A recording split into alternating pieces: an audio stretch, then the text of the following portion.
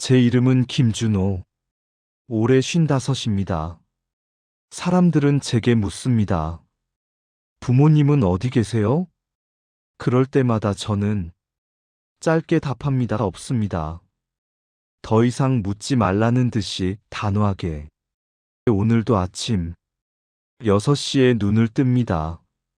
옆에선 아내 경희가 코를 골며 자고 있고, 안방 옆 작은 방에선 막내딸 지은이가 아직 꿈나라에 있을 겁니다. 대학생이 된 큰딸 수진이는 기숙사 생활을 하니 이제 집엔 셋뿐입니다. 저는 작은 인쇄소를 운영합니다. 직원 3명과 함께요. 화려하진 않지만 가족 먹여 살리긴 충분합니다.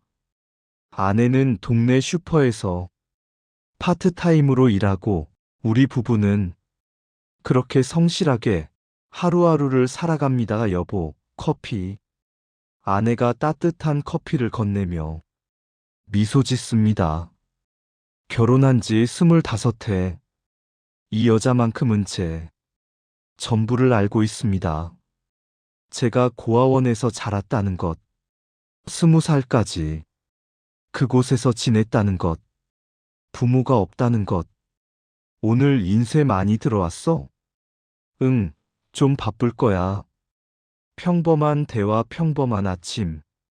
저는 이런 평범함이 좋습니다. 파도 없는 호수 같은 삶. 하지만 제 마음속 깊은 곳엔 언제나 단단하게 얼어붙은 무언가가 있습니다. 바로 그녀에 대한 기억. 준호야, 너 부모님 찾아볼 생각은 없니? 대학 동창 민수가 술자리에서 물었을 때가 기억납니다. 그때 저는 웃으며 말했죠. 없어. 날 버린 사람들을 왜 찾아? 민수는 더 이상 묻지 않았습니다. 제 목소리에 담긴 칼날 같은 무언가를 느꼈을 겁니다. 저는 정말로 진심으로 그들을 찾고 싶지 않았습니다. 아니, 찾고 싶지 않다고 스스로를 설득했습니다. 하지만 가끔, 정말 가끔씩 길을 걷다가 비슷한 나이대의 여자를 보면 심장이 철렁 내려앉곤 했습니다. 혹시 저 사람이? 하는 생각이 머릿속을 스치고 지나가면 저는 황급히 고개를 돌렸습니다. 딸 수진이가 태어났을 때였습니다. 산부인과 유리창 너머로 빨갛고 작은 생명을 처음 봤을 때 저는 울었습니다. 어떻게 이렇게 작은 생명을 버릴 수가 있지? 그날 밤 저는 아내 몰래 화장실에 들어가 한참을 울었습니다. 슬픔이 아니라 분노였습니다. 저를 버린 그 사람에 대한 이해할 수 없는 분노. 아빠, 할머니, 할아버지는 어디 계세요? 수진이가 초등학교 2학년 때 물었습니다. 반 아이들이 추석 때 할머니 댁에 간다는 얘기를 듣고 궁금했나 봅니다. 할머니, 할아버지는 하늘나라에 계셔. 거짓말이었습니다. 하지만 딸아이의 맑은 눈을 보며 진실을 말할 순 없었습니다. 아빠는 버려진 아이였어라고 어떻게 말합니까? 그날은 평범한 수요일 오후였습니다. 인쇄소에서 명함 작업을 하고 있는데 낯선 번호로 전화가 왔습니다. 여보세요? 김준호 씨 되십니까? 중년 여성의 목소리였습니다. 어딘가 피곤하고 지친 듯한 음성. 네, 그런데요. 저는 은혜요양병원 사회복지사 이미영이라고 합니다. 혹시 지금 통화 가능하신가요? 요양병원? 저는 잠시 멈칫했습니다. 주변에 요양병원에 계신 분이 없는데. 네, 가능합니다. 사실은 저희 병원에 입원해 계신 환자분에 관한 건데요. 박영숙 씨라고 혹시 아십니까? 박영숙 그 이름을 듣는 순간 저도 모르게 손에 쥐고 있던 명함, 샘플이 바닥에 떨어졌습니다. 모릅니다. 그런데 환자분이 개인 소지품 중에 김준호 씨의 사진과 정보가 있어서요. 혹시 가족이 아니신지 아닙니다. 저는 단호하게 말했습니다. 전 박영숙이라는 사람 모릅니다. 잘못 거신 것 같네요. 하지만 고아원 기록과 김준호 씨의 죄송하지만 전화 끊겠습니다. 저는 전화를 끊어버렸습니다. 손이 떨렸습니다. 심장이 미친 듯이 뛰었습니다. 박영숙 그 이름은 제가 고아원에서 받은 서류 한 장에 적혀 있던 친모의 이름이었습니다. 20살이 될 때까지 단 한 번도 연락하지 않았던 저를 버린 그 사람이 이름 사장님 괜찮으세요? 얼굴이 너무 하얗게 질렸는데요. 직원 상우가 걱정스럽게 물었습니다. 아니야, 괜찮아. 좀 어지러워서. 그래, 저는 거짓말을 했습니다. 하지만 하루 종일 일이 손에 잡히지 않았습니다. 집에 돌아왔을 때 아내는 알아챘습니다. 무슨 일 있어? 밥도 거의 안 먹고 요양병원에서 전화 왔어. 응? 무슨? 저는 한참을 망설이다 말했습니다. 그 사람이 요양병원에 있대. 아내의 얼굴이 굳어졌습니다. 그 사람이 누군지 바로 알아챈 것입니다. 그래서 모른다고 했어. 끊었어. 그래, 아내는 더 묻지 않았습니다. 대신 제 손을 꼭 잡아주었습니다. 하지만 그날 밤 저는 잠을 이룰 수 없었습니다. 사흘이 지났습니다. 그 사이 요양병원에서 2번 더 전화가 왔습니다. 한 번은 받지 않았고 한 번은 받아서 잘못 아신 것 같다고 말하고 끊었습니다.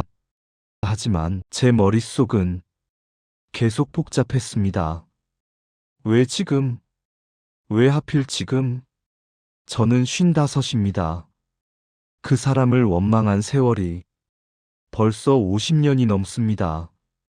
그런데 왜 이제 와서 제 평화로운 일상에 파문을 던지는 걸까요? 여보, 토요일 아침 아내가 조심스럽게 말했습니다. 한번 가보는 게 어때? 왜? 평생 후회할 것 같아서. 안 보고 끝내면 당신 평생 궁금해할 것 같아. 궁금한 거 없어. 거짓말 아내는 제 눈을 똑바로 보며 말했습니다. 당신이 수진이 낳았을 때 얼마나 울었는지. 나 알아. 지은이 낳았을 때도 당신 마음속에 항상 그 사람이 있다는 거 나도 알아. 미워하는 것도 감정이야. 무관심한 게 아니라 너무 많이 신경 쓰고 있다는 증거지. 아내의 말이 가슴을 찔렀습니다. 가서 뭐 어떻게 하라는 건 아니야. 그냥 한 번만 봐. 그리고 정말로 끝낼지 결정해. 저는 한참을 고민했습니다. 그리고 월요일 오후 인쇄소 문을 일찍 닫고 은혜 요양병원으로 향했습니다. 병원은 서울 외곽에 있었습니다. 깨끗하고 조용한 곳이었지만 왠지 모를 쓸쓸함이 감돌았습니다. 김준호 씨시죠? 오실 줄 알았어요.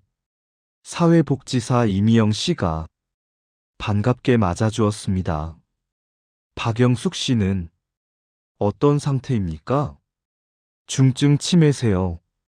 거의 말씀을 못 하시고 사람도 잘 못 알아보세요. 작년부터 급격히 나빠지셔서 가족은요? 없으세요. 혼자 자취하시다가 쓰러지신 걸 이웃분이 발견하셨어요. 기초생활수급자셔서 병원비는 정부 지원으로 나오고 있고요. 혼자 가족 없이 이상하게도 가슴 한편이 답답했습니다. 그런데 제 정보는 어떻게? 환자분 소지품 중에 봉투가 하나 있었어요. 거기에 김준호 씨 사진이랑 고아원 이름, 생년월일 같은 게 적혀 있었어요. 그래서 수소문 끝에 연락드린 거예요. 저는 복잡한 심정으로 고개를 끄덕였습니다. 안내해 드릴게요. 복도를 걸어갑니다. 하얀 복도 소독약 냄새. 어딘가에서 들리는 텔레비전 소리. 302호 문 앞에 섰습니다. 들어가실래요? 이미영 씨가 물었습니다. 저는 한참을 망설이다가 천천히 손잡이를 잡았습니다. 삐걱 문이 열렸습니다. 방 안은 조용했습니다. 창가 침대에 누워 계신 분이 한 분 계셨습니다. 작았습니다. 너무 작았습니다. 앙상한 몸, 하얗게 센 머리, 주름으로 가득한 얼굴. 박영숙 씨, 손님 오셨어요. 이미영 씨가 부드럽게 말했지만 침대에 그 사람은 반응이 없었습니다. 그저 천장만 멍하니 바라볼 뿐. 저는 한 걸음, 두 걸음 조심스럽게 다가갔습니다. 그리고 그 얼굴을 봤습니다. 처음 보는 얼굴이었습니다.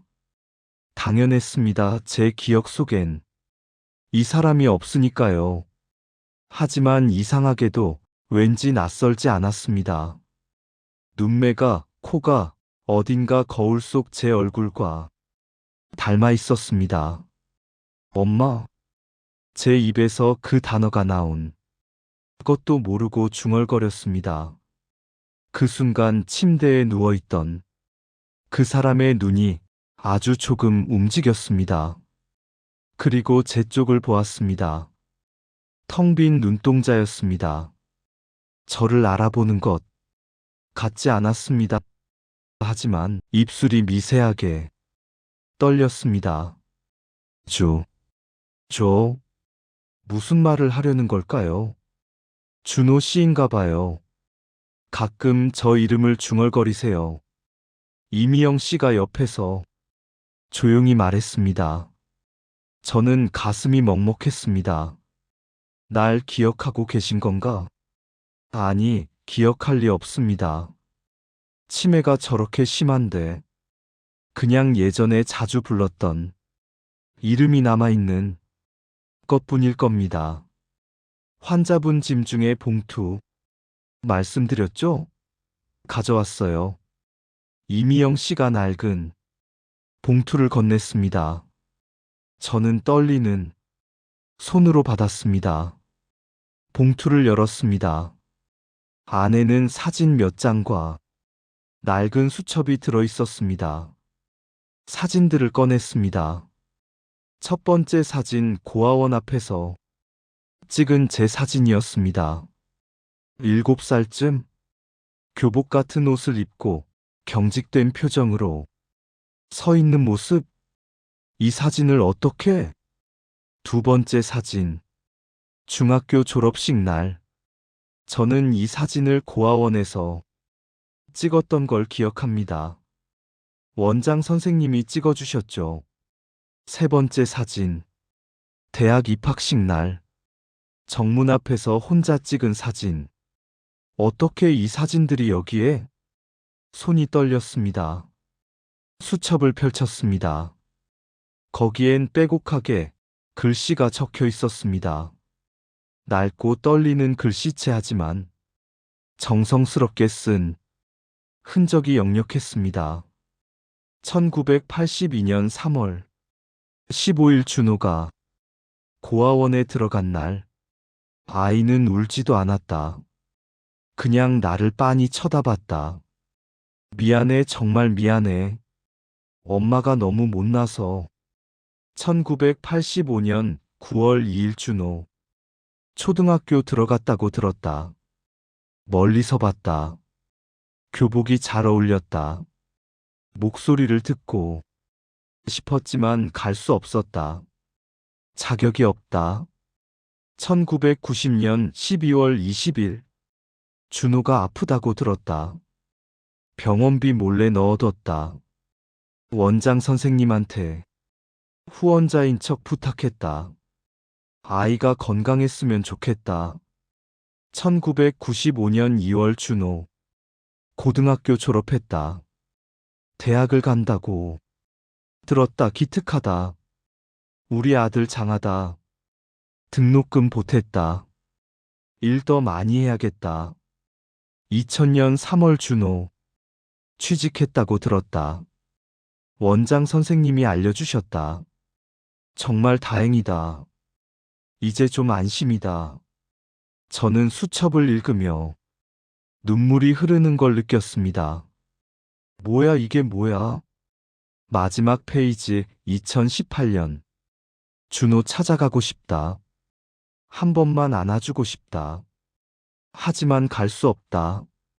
나 같은 사람이 나타나면 준호 인생만 방해될 것 같다.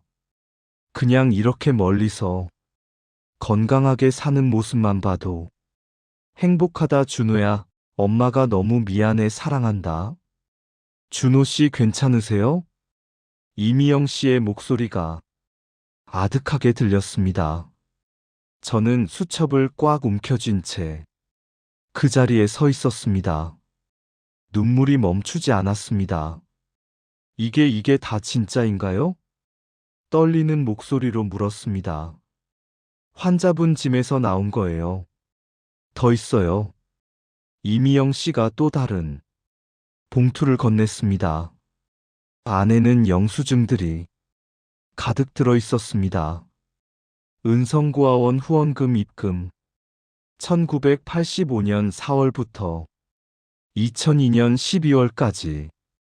김준호 대학 장학금 기부. 1995년 3월부터 1999년 2월까지. 원룸 보증금 일부 지원. 2002년 3월. 모두 제 이름이 적혀 있었습니다. 이건 병원비 납부 내역이에요. 또 다른 서류들. 김준호소아 폐렴 병원비 납부. 1990년 12월 김준호 맹장염 수술 병원비 납부. 1993년 8월. 저는 무릎에 힘이 풀려 주저앉을 뻔했습니다. 제가 아팠을 때 이분이? 그런 것 같아요. 원장 선생님이랑 통화했는데 오래전부터 익명의 후원자가 준호 씨만 지정해서 후원했다고 하시더라고요. 후원자 이름도 밝히지 않고요. 왜 이렇게까지? 이제 목소리가 울먹였습니다. 이미영 씨는 조용히 침대 옆 협탁을 가리켰습니다. 저기 서랍 열어보세요. 저는 떨리는 손으로 서랍을 열었습니다. 낡은 통장이 나왔습니다. 통장을 펼쳤습니다. 1982년부터 시작된 입출금, 내역 입금, 월급, 일당, 파트타임 급여, 출금, 준호 후원금, 준호 병원비, 준호 학비 지원. 거의 모든 출금 항목에 제 이름이 적혀 있었습니다. 그리고 마지막 페이지. 2020년경 잔액 12만 원. 이분 평생 모은 돈이 전부 저한테? 그런 것 같아요. 박영숙 씨는 평생 식당, 주방 보조, 청소, 공장 일을 하셨대요. 기초생활수급자였고요. 거의 모든 수입을 준호 씨 후원에 쓰신 거예요. 저는 말을 잃었습니다. 그때 침대에서 희미한 소리가 났습니다. 준호. 저는 황급히 침대로 다가갔습니다. 네, 저 여기 있어요. 그 사람, 박영숙 아니, 제 어머니는 저를 보고 있었습니다. 초점 없는 눈동자였지만 분명 제 쪽을 보고 있었습니다. 미안해 아주 작은 목소리였습니다. 하지만 분명하게 들렸습니다. 사랑해 그 순간 제 안에서 무언가가 무너져 내렸습니다. 55해 동안 쌓아올린 원망과 분노의 벽이 한순간에 와르르 무너졌습니다. 어머니 저는 침대에 엎드려 흐느꼈습니다. 왜 이제야 왜 진작 만나지 않으셨어요? 하지만 어머니는 다시 눈을 감으셨습니다. 힘들었나 봅니다. 저는 한참을 그렇게 울었습니다. 그날 이후 저는 매일 요양병원에 갔습니다. 인쇄소 일을 끝내고 저녁마다 병원으로 향했습니다. 여보, 무리하지 마. 당신도 쉬어야지. 아내가 걱정했지만 저는 멈출 수 없었습니다. 지금이라도 곁에 있어야 해. 너무 늦었지만 어머니는 대부분이 시간을 잠으로 보냈습니다. 깨어 있을 때도 저를 알아보지 못했습니다. 하지만 저는 그저 그 곁에 앉아 있었습니다. 손을 잡고 얼굴을 보고 그냥 있었습니다.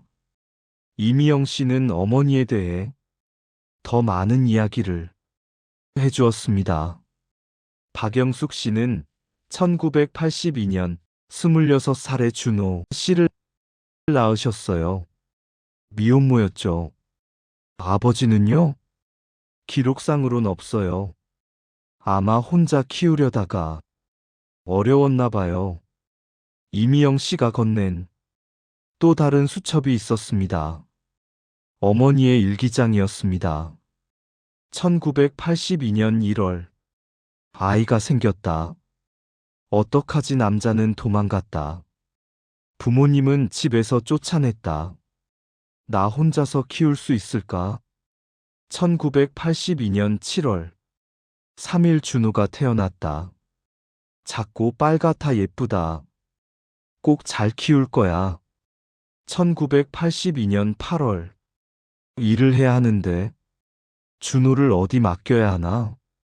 어린이집 비용이 너무 비싸다. 월세도 밀렸다. 1982년 10월 밥이 없다. 준호는 분유를 먹어야 하는데 나는 굶어도 되는데 준호만은 1982년 12월 더 이상 못 버티겠다. 준호가 밤새 울었다. 추워서 배고파서 나는 나쁜 엄마다. 차라리 준호를 좋은 곳에 보내는 게 준호한테 행복한 일일 것 같다. 1983년 3월 15일 오늘 준호를 고아원에 데려다 줬다. 준호는 내 손을 놓지 않으려고 울었다. 나는 뒤돌아봤으면 안 됐는데 한 번만 보고 가려다가 결국 2번, 3번 돌아봤다. 준호의 우는 얼굴이 보였다. 가슴이 찢어질 것 같았다. 미안해 준호야. 엄마가 너무 못나서. 저는 일기를 읽으며 눈물을 흘렸습니다. 어머니께서 고아원에 저를 보낸 게 저를 버린 게 아니었어요. 내 준호 씨를 살리기 위한 선택이었던 거죠. 이미영 씨의 말에 저는 고개를 끄덕였습니다. 그 다음 일기장들도 읽었습니다. 어머니는 제가 고아원에 들어간 후 낮에는 식당에서 밤에는 공장에서 일했습니다. 하루에 4시간씩만 자면서요. 모은 돈은 전부 제게 보냈습니다. 후원금으로, 병원비로, 장학금으로, 그리고 몰래 저를 지켜봤습니다. 1986년 5월 오늘 준호 학교 앞에서 봤다. 친구들이랑 웃으면서 걷고 있었다. 행복해 보였다. 다행이다. 1991년 10월 준호가 아프다는 소식 들었다. 밤새 병원비 마련했다. 원장 선생님께 익명으로 전달 부탁했다. 준호야, 빨리 나아라. 1995년 3월 준호 대학 입학했다. 너무 자랑스럽다. 우리 아들 대학생이라니. 등록금 많이 필요할 텐데. 더 열심히 일해야겠다. 1998년 12월 준호 장학금 받았다고 들었다. 똑똑한 우리 아들 기특하다. 2002년 6월 준호 취직했다. 회사 앞에서 출근하는 모습 봤다. 정장이 잘 어울렸다. 이제 준호는 잘 살 수 있겠구나. 다행이다. 2003년 9월 준호 결혼한다고 들었다. 원장 선생님이 알려주셨다. 초대는 못 받았지만 멀리서라도 보고 싶었다. 하지만 참았다. 준호 인생에 내가 나타나면 안 된다. 2005년 4월 손녀가 태어났다고 들었다. 이름이 수진이래. 예쁜 이름이다. 한 번만이라도 안아보고 싶다. 하지만 참아야 한다. 일기는 2019년까지 이어졌습니다. 그리고 마지막 문장. 2019년 12월. 요즘 자꾸 깜빡한다. 준호 이름도 가끔 기억 안 난다. 무섭다. 잊고 싶지 않은데 준호야, 엄마 기억 못해도 엄마는 널 사랑했단다. 평생. 저는 일기장을 덮고 한참을 울었습니다. 왜 한 번도 저한테 연락하지 않으셨어요? 이미영 씨가 조용히 말했습니다. 아마도 준호 씨의 행복을 방해하고 싶지 않으셨던 것 같아요. 자신이 나타나면 준호 씨가 상처받을까봐. 하지만 저는 준호 씨가 원망할 거라고 생각하셨나 봐요. 그래서 멀리서만 지켜보신 거겠죠. 맞았습니다. 저는 정말로 원망했습니다. 평생 동안. 하지만 진실은 어머니는 단 한순간도 저를 잊지 않았다는 것. 평생을 저를 위해 살았다는 것. 한 달이 지났습니다. 저는 매일 병원에 갔습니다. 어머니는 점점 쇠약해져 갔습니다. 의사는 말했습니다. 많이 남지 않으셨습니다. 하루하루가 기적이에요. 그 말을 듣고 저는 결심했습니다. 여보, 어머니를 우리 집으로 모시고 싶어. 아내는 잠시 놀란 표정이었다가 곧 미소 지었습니다. 그래, 그러자. 아이들은? 수진이랑 지은이도 할머니 있으면 좋아할 거야. 저는 아내의 손을 꼭 잡았습니다. 일주일 후 어머니를 집으로 모셨습니다. 안방을 어머니 방으로 꾸몄습니다. 병원 침대를 들여놓고 필요한 의료기기들도 설치했습니다. 할머니다. 막내 지은이가 신기한 듯 바라봤습니다. 지은아, 조용히 해. 할머니 주무시잖아. 아내가 나무랐습니다. 할머니 깨우면 안 돼요? 응, 할머니 많이 편찮으셔. 그럼 나중에 깨시면 인사드려야지. 착한 딸이었습니다. 대학생 수진이는 주말에 집에 왔다가 어머니를 보고 조용히 울었습니다. 아빠, 할머니가 평생 아빠를 지켜주셨구나. 그래, 미안해요. 아빠, 저 어렸을 때 할머니, 할아버지 계시냐고 물어봐서. 괜찮아. 수진아, 괜찮아. 저는 딸을 안아주었습니다. 그날 밤 저는 어머니 곁에 앉았습니다. 어머니 조용히 불러봤습니다. 저 준호예요. 어머니 아들. 어머니는 눈을 떴습니다. 하지만 저를 알아보는 것 같지 안 왔습니다. 괜찮아요. 제가 여기 있을게요. 이제 어머니 곁을 떠나지 않을게요. 그날부터 저는 매일 밤 어머니께 이야기를 들려드렸습니다. 제 이야기를 어머니가 듣지 못했던 제 인생 이야기를 어머니, 전 고아원에서 친구도 많았어요. 특히 민수라는 친구가 있었는데 걔가 되게 장난꾸러기였거든요. 중학교 때는 축구를 좋아했어요. 제가 골키퍼였는데 한 번은 공을 너무 멋지게 막아서 고등학교 때 첫사랑도 있었어요. 이름은 말 안 할게요. 어머니한테도 부끄러우니까. 대학 때는 경제학을 전공했어요. 교수님이 저를 예뻐해 주셔서 그리고 경희를 만났어요. 제 아내 어머니도 좋아하실 거예요. 착하고 예쁜 사람이거든요. 수진이랑 지은이도 태어났어요. 어머니 손녀들이에요. 둘 다 착해요. 어머니는 반응이 없었습니다. 하지만 저는 계속 말했습니다. 그리고 어느 날 밤 어머니, 제가 말 안 한 게 있어요. 저는 어머니의 손을 잡고 말했습니다. 전 평생 어머니를 원망했어요. 왜 날 버렸냐고, 왜 날 사랑하지 않았냐고 눈물이 흘렀습니다. 하지만 이제 알았어요.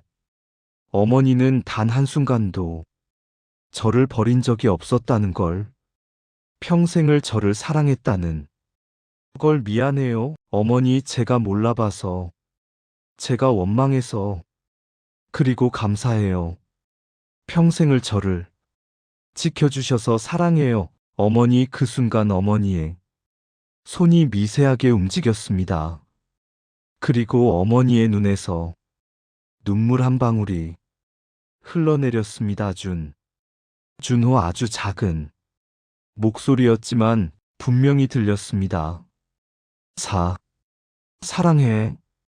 그게 어머니가 제게 남긴 마지막 말이었습니다. 사흘 후 어머니는 평화롭게 눈을 감으셨습니다. 제 손을 잡은 채로 어머니의 장례식은 조촐했습니다. 친척도 친구도 없었습니다. 평생을 저 하나만 보고 사셨으니까요. 하지만 고아원 원장 선생님이 오셨습니다. 이미 은퇴하신 할머니 원장님.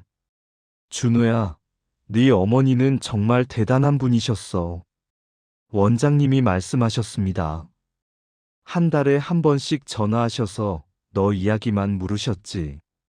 준호는 잘 지내는지, 아픈 데는 없는지, 친구는 있는지 몰랐어요. 그러라고 부탁하셨으니까 절대 준호한테는 말하지 말라고.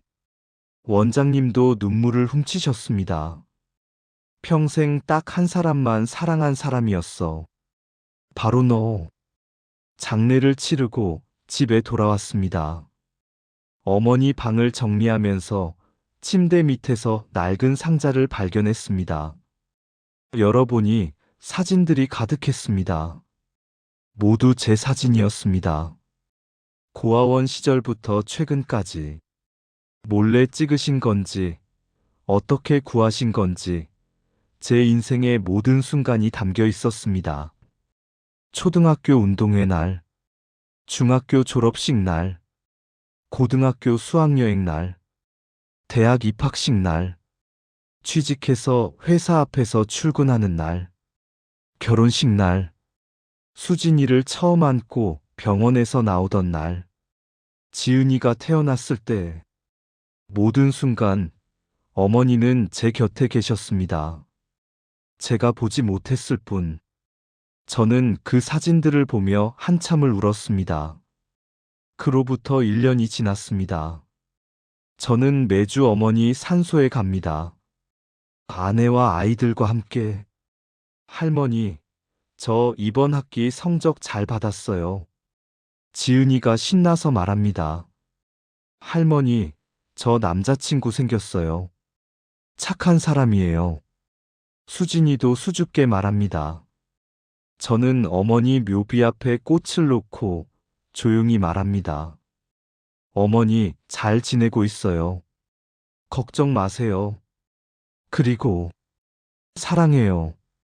집에 돌아와서 저는 어머니가 남기신 일기장을 꺼냅니다. 가끔씩 읽습니다. 어머니의 마음을 느끼기 위해서. 그리고 저도 일기를 씁니다. 2026년 1월. 오늘도 어머니 생각을 했다. 어머니가 평생 나를 사랑했듯이 나도 내 아이들을 그렇게 사랑해야겠다. 절대 놓지 않겠다. 절대 혼자 두지 않겠다. 딸 수진이가 방문을 열고 들어옵니다. 아빠, 뭐해? 응, 일기 쓰고 있어. 아빠, 나 물어볼 게 있는데. 뭔데? 할머니는 평생 힘드셨을 텐데 후회하셨을까? 저는 잠시 생각하다가 말했습니다. 아니, 절대 후회 안 하셨을 거야. 왜? 사랑하는 사람을 위해 산 인생이니까. 그건 가장 아름다운 인생이야. 수진이가 고개를 끄덕입니다. 아빠도 나랑 지은이 때문에 힘들 때 있어? 힘들 때? 있지. 그럼 후회해? 저는 딸을 꼭 안아주며 말했습니다. 절대 안 해. 너희들은 아빠의 전부니까. 사랑해, 아빠. 나도 사랑해. 그날 밤 창밖을 바라보며 생각했습니다. 어머니는 평생 저를 그림자처럼 지켜주셨습니다. 제가 원망할 때도, 미워할 때도, 모른 척할 때도, 묵묵히 멀리서 사랑으로. 이제 저는 압니다. 세상에서 가장 큰 사랑은 보이지 않는 곳에서 누군가를 지켜주는 것이라는 걸.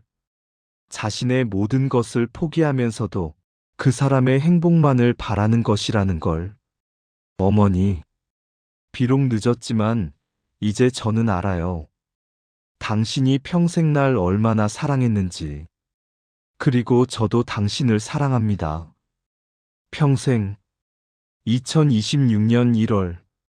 저는 고아원을 방문했습니다. 제가 자랐던 그 고아원. 새로운 원장님을 만나 말했습니다. 매달 후원하고 싶습니다. 익명으로요. 감사합니다. 이유가 있으신가요? 네. 제 어머니가 평생 그렇게 하셨거든요. 아, 혹시 박영숙 씨? 네. 저 그분 아들입니다. 원장님이 제 손을 꼭 잡았습니다. 고맙습니다. 어머님께서 기뻐하실 거예요. 저는 고아원을 둘러봤습니다. 아이들이 뛰어놀고 있었습니다. 예전에 저처럼. 어머니, 이제 제가 계속할게요. 어머니가 저를 사랑했던 것처럼. 저도 이 아이들을 지켜줄게요. 그렇게 어머니의 사랑은 계속됩니다. 보이지 않는 곳에서 조용히, 하지만 영원히.